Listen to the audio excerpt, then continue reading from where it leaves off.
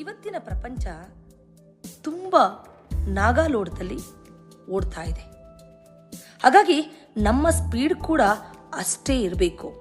ನಾವು ಕೂಡ ನಿಧಾನ ಮಾಡೋ ಅಂಥ ಮಾತು ಇಲ್ಲವೇ ಇಲ್ಲ ಅನ್ನೋದು ಇವತ್ತಿನ ಟ್ರೆಂಡಿಂಗ್ ಆಗಿದೆ.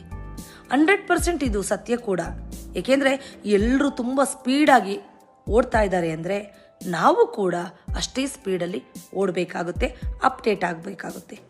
ಆದರೆ ಒಂದನ್ನು ಯೋಚನೆ ಮಾಡಿ, ತುಂಬ ಸ್ಪೀಡಲ್ಲಿ ಓಡ್ತಾ ಇರೋ ನಾವು ಮುಂದೆ ಎಂದಾದರೂ ಒಂದು ಸಾರಿ ಬ್ರೇಕ್ ಆಗ್ತೀವಿ ಅಂದರೆ ತುಂಬ ದೂರಕ್ಕೆ ಮುಗ್ಗರಿಸಿ ಬೀಳೋ ಚಾನ್ಸಸ್ ಕೂಡ ಜಾಸ್ತಿ ಇದೆ ಅಲ್ವಾ?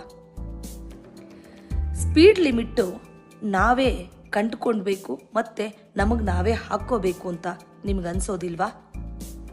ತುಂಬ ನಾಗಲೋಟದಲ್ಲಿ ತುಂಬ ಸ್ಪೀಡಾಗಿ ನಾವು ಓಡೋದಕ್ಕೆ ಹೋದರೆ ಮುಂದೆ ಆಗುವಂತಹ ಅನಾಹುತಗಳನ್ನು, ಅಚಾತುರ್ಯಗಳನ್ನು ತಡೆಯೋರು ಯಾರು? ಭಾರಿ ಗಂಡಾಂತರಗಳಿಗೆ ನಾವು ಮುಗ್ಗರಿಸಿ ಬಿಟ್ಬಿಡ್ತೀವಿ. ಏಕೆಂದರೆ ಹಿಂದಿರುಗಿ ನೋಡೋ ಚಾನ್ಸೇ ಅಲ್ಲಿರೋದಿಲ್ಲ. ಯಾಕಂದರೆ ಅಷ್ಟು ಸ್ಪೀಡಲ್ಲಿ ನಾವು ಓಡಿರ್ತೀವಿ.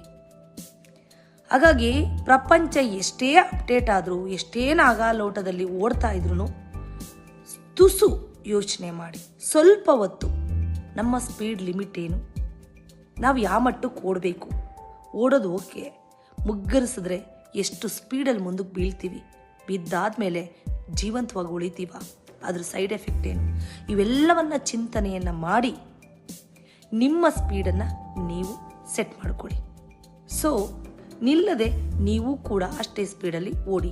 ಯಾಕೆಂದರೆ ಪ್ರಪಂಚ ಜಗತ್ತು ಹೇಗಿರುತ್ತೋ ನಾವು ಕೂಡ ಅಷ್ಟೇ ಬದಲಾವಣೆ ಹೊಂದಬೇಕಾದದ್ದು ನಮ್ಮ ಕರ್ತವ್ಯ. ಎಲ್ಲೋ ಒಂದು ಕರ್ತವ್ಯನ ಪಾಲಿಸಬೇಕು ನಾವು ಅನ್ನೋದ್ರ ಜೊತೆಗೆ ನಿಷ್ಠೆನ ಮರಿಬಾರ್ದು. ನಮ್ಮ ಕೆಲವು ತತ್ವ ಸಿದ್ಧಾಂತಗಳನ್ನು, ಆದರ್ಶಗಳನ್ನು ಬುಡಮೇಲು ಮಾಡೋದಕ್ಕೆ ಹೋಗಬಾರ್ದು. ಅಷ್ಟಕ್ಕಿಲ್ಲದೇ ಹಿರಿಯರು ನಮಗೆ ಕೆಲವು ತತ್ವ ಸಿದ್ಧಾಂತಗಳನ್ನು, ಮಾರ್ಗಗಳನ್ನು ಬಿಟ್ಟು ಹೋಗಿಲ್ಲ. ಬುದ್ಧಿ ಇಲ್ಲದೆ ನಮಗೆ ಬುದ್ಧಿ ಮಾತನ್ನು ಹೇಳೋದಕ್ಕೆ ಬಂದಿಲ್ಲ ಅಲ್ವಾ? ಹಾಗಾಗಿ ಎಲ್ಲರೂ ಸ್ಪೀಡಲ್ಲಿ ಓಡೋಣ, ಬಟ್ ಲಿಮಿಟೇಷನ್ ಇರಲಿ. ಏನಂತೀರಾ?